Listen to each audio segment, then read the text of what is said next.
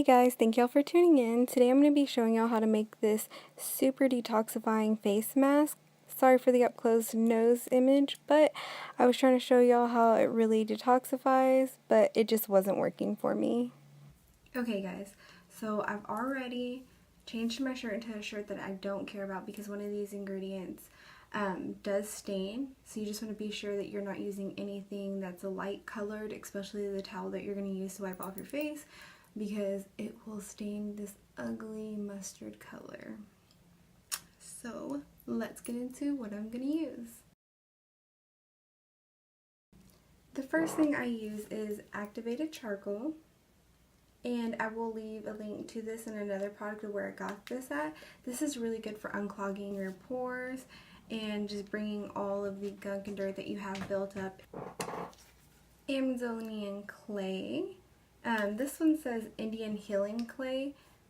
But it's same thing. Everybody calls this a different name. Amazonian clay or Indian clay. This one's really good for unclogging your pores as well and helping the little breakouts that you do have.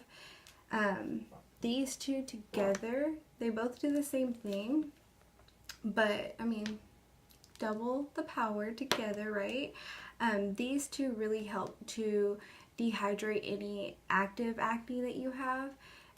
You want to make sure that you're like dehydrating them because that's when it'll go away, but it's also pulling out any gunk or dirt that you have built up. So if you break out a little bit after this mask, it's completely normal because it's getting everything that's built up in your skin out.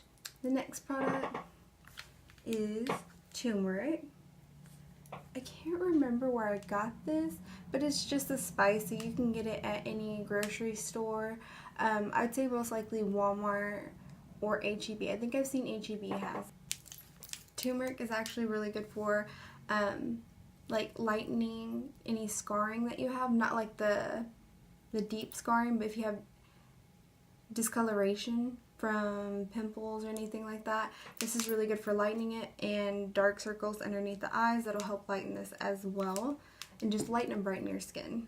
And then you'll need witch hazel. So witch hazel is really good, so if you have any like open like you just popped a pimple or anything like that, this is really good to clean it with afterwards, because it is a healing agent. So it helps to heal that, and it also helps to, like, if it's irritated or anything like that, it's going to help calm your skin as well, so it's not so irritated. Usually I take a tablespoon, one of each, and I mix that into a bowl. And you just want like a little glass bowl like this. This one's kind of dirty because I used it last night. I did this mask last night. I wish I would have filmed it, but I didn't think about it. But yeah, you just want a little glass bowl, and I use a foundation brush. You can use one of the mask brush, but I find that those get really hard and feel like almost like what is it called? Is it hay? Like hay? I don't know what it's called, but it's like really hard, and it just, you don't want anything hard on your face. So I use the foundation brush. I think I just picked this one up at Sally's. I can't remember where I got it. I've had it for so long. This actually was like a yellowish, not yellow, but like a pale white, off-white almost at the bottom, and gray tips. And now because I use it for my mask, you can tell where it's stained it quite a bit. The tips are still a little bit white, but mainly it's stained, so this does stain. And turmeric is the one that stains, so be very careful with turmeric if you decide to use it alone. So usually what I do is I take a tablespoon of everything, I mix it up, and I make it into like a pasty consistency.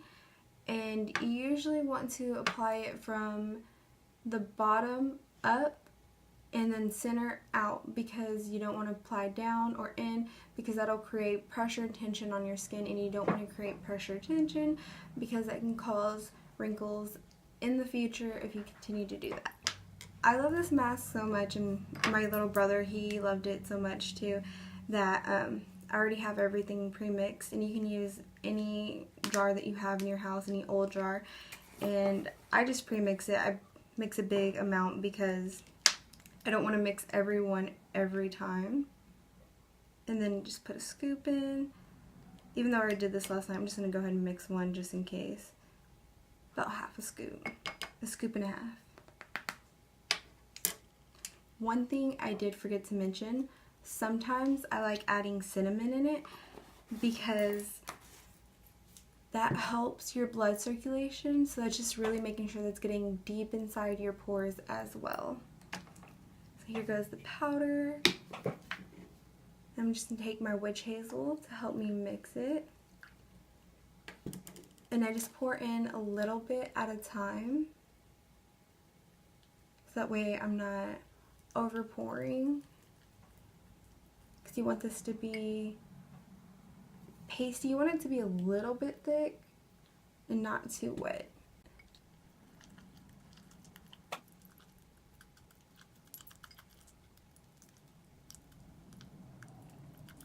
With the Amazonian clay, you don't want to mix this with any kind of metal because that will actually stop the Amazonian clay from working. Okay, so this is how thick you want it to be, is like it's not moving at all. It's just all over the walls, but you want no clumps.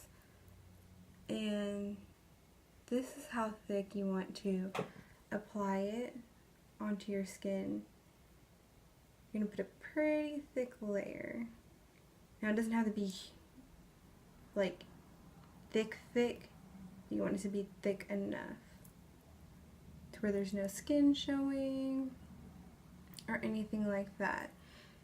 Now, I stumbled across this mask when I ended up becoming pregnant with my son. Because I was struggling with acne a lot and I tried everything on the market. And once I got pregnant, there were certain things that I couldn't try because, so like salicylic acid, you're not supposed to use that while you're pregnant. So I was like, alright, well, I'm not going to give up on my skin. I'm not going to just stop. I have to figure out something that's all natural. Like, I don't want to give up on my skin. And so I did a lot of research, try to figure out something that I can make that's all natural, that I can make at home so I know what's in it. I don't have to think, is there any hidden ingredients or anything. So this is what I came up with. This is what it looks like. And you want to let it dry to like the video before, pretty thick, and it's going to be cracking. And in that video you'll see like, I try to get where you could see like it actually pulled out like dirt and stuff. You could see like the little bubbles on your face to where it pulled out the stuff. It was kind of gross, but good because it's working. But yeah, I mean, this really helped my skin, and like I said, it's all natural. So this really is good because you don't have to worry about any chemicals. If you have sensitive skin, you don't have to worry about that. But if you're still a little bit worried, you can definitely make it and then do a patch test, which you want to do like right behind your ear, or you can even do it right here on your wrist, or even the inner elbow of your arm, because those are your most sensitive. Leave it on for until it dries, and then remove it. And if it's red or irritated, then you know you have a problem. If not, you are good to go. I highly recommend you trying this. Like I said, if you have a breakout afterwards, no worries, because that's what you want, because it's cleaning out your skin. When I rinse this off, usually what I like to do is take a very, very soft towel. I use my son's old baby cloths, the one that pretty much look like microfiber cloths, and I wet that and I just pat that on my face until it looks like it's all wet all over again, and then I cleanse from the bottom up and just keep rinsing it and cleaning, rinsing it and cleaning. You want to be really gentle with your face, because if you have any breakouts and you're using a really hard towel, that's just going to spread everything. So just make sure you're using something very gentle on your face. Alright guys, so that is it. Thank you all for watching. Don't forget to like and subscribe to my channel if you want notifications for the next time that I will be posting videos. Just hit the bell that will pop up after you subscribe and that'll let you know. I will be posting videos about skincare, nail care, hair care, some of the lash extensions that I do, and I'll actually have like a model that I'm doing it on. So that way y'all can see the things that I do, the processes that I go through, and what my clients go through. Thank y'all so much for watching. If you try this at home and you love the results, please leave a comment in the section below so that I know what your results were and what your outcome was. Alright, thank y'all. Bye.